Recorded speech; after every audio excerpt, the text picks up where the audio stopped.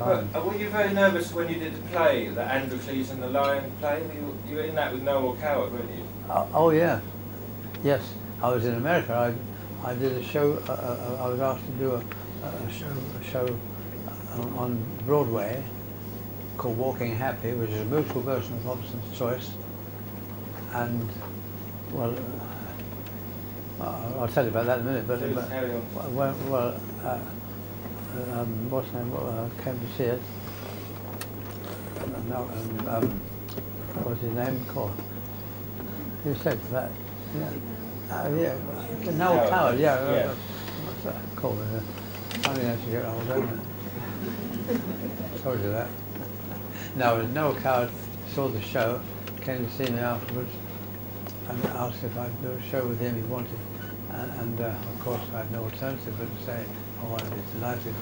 I did, yes, Androcles and the Lion with Noel Coward. Marvellous. But even he dried up once, didn't he? He what? Even he dried up once. He forgot his lines, didn't he, once? There's an amazing story in the book of Noel Coward forgetting his lines when he was on. Have you got the words and the proper words? If you've got the proper words in the book, I'm sure that people of Canterbury can take it. Do you want to tell them? No, it's a very bad swear word.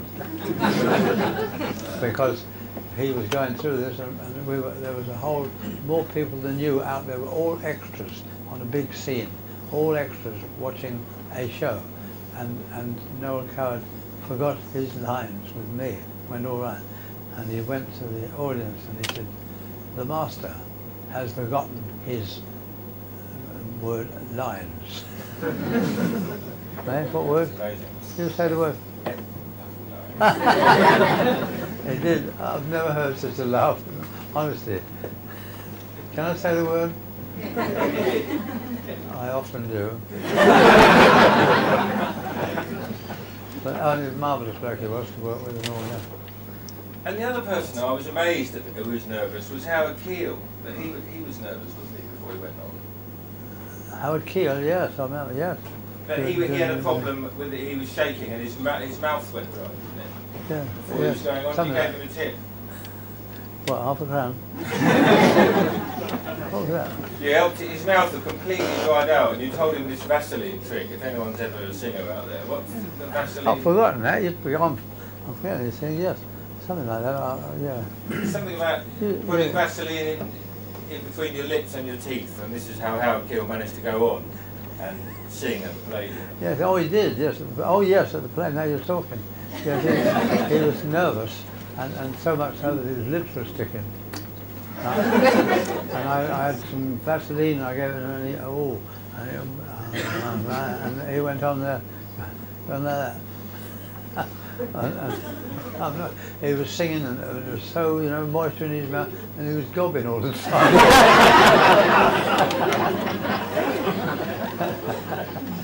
Oh well. So, can I ask, just because there's loads of film fanatics here, I know, about your films. Yeah. Can you tell us about Jerry Desmond? Do you remember the store manager of Burridge's? He was a fantastic man you loved a lot. Jerry Desmond? Oh yeah. He was a great friend of yours as well. Oh, Jerry Desmond, such a smashing straight man and actor and all that, and a pal, yes.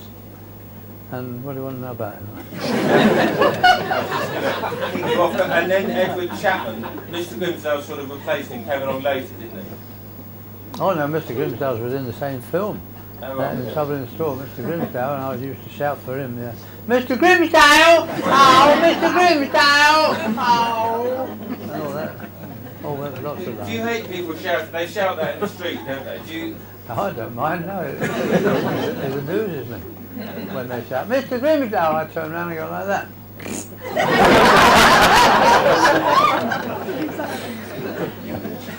Did I understand your films in Albania and Russia where it's... Oh yeah, that's the one thing that in Albania, the dictator there, some years ago, he would never allow any films or shows with sex or bad language or any crimes, car crashes and all that sort of thing. He wouldn't allow anything like that in the film, and he allowed all of my films because there was nothing bad in them at all. And that's why they're one of the reasons that I became, they were maybe potty. I've been over there 4 times, five times now. I was there a couple of months ago. I go over there and I land, the crowds are waiting, and they were, Mr. Norman, Mr. Norman, Mr. Norman. And I'm a lucky little devil. Shall we have a couple of questions before we wind up? I think I should shut up. Do we have a couple of questions from... Oh, yeah. They were waiting. There's someone at the back. Always like people at the back. Do you want to ask? Stand up and so we can all hear. What do you think of today's comedy? Well, what do I think of it? Yes. Well, I haven't seen it, have I? No, there are various. That's Jason, what's his name? David Jason. Yeah, David Jason, yeah. David Jason is a smashing actor and a good comedian as well. He's very good. Who else? Oh, cool. Cool. Who's the bloke from Liverpool? Hey? Yeah, oh yeah, Ken Dodd. Well, Ken Dodd is smashing. Who else have I got to think of? Oh, Charlie Chaplin was very good. Oh yeah, that's the thing you asked me. I didn't answer. Oh, was he your inspiration? No. I was lucky. I was lucky. I joined the army and I just started larking about. I remember one day I accidentally tripped up when we were marching, and I tripped up and fell over, and the blokes were screaming with laughter. I thought, oh wow. So I did it again, and again, and then I started tripping up the other blokes, and there was all sorts of things happening, and it became better and better. And then I worked out why, and then the boxing bit I told you about. Yeah. And what a lucky little devil, yeah. If you have a favourite film, what would your favourite film be to actually make? Well, my favourite film was Gone with the Wind. Eh? No, I know, Clark Gable was in that. No, my favourite film, to be truthful, I have several favourites. I haven't got a favourite because, I don't know, but I think it must have been the first film I was so lucky in with, and it went so well. Trouble in Store with Margaret Rutherford,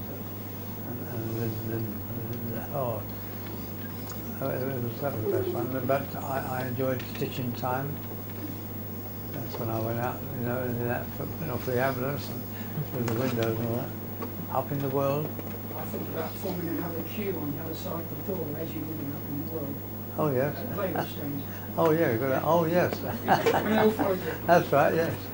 And I didn't get a job. And that's right.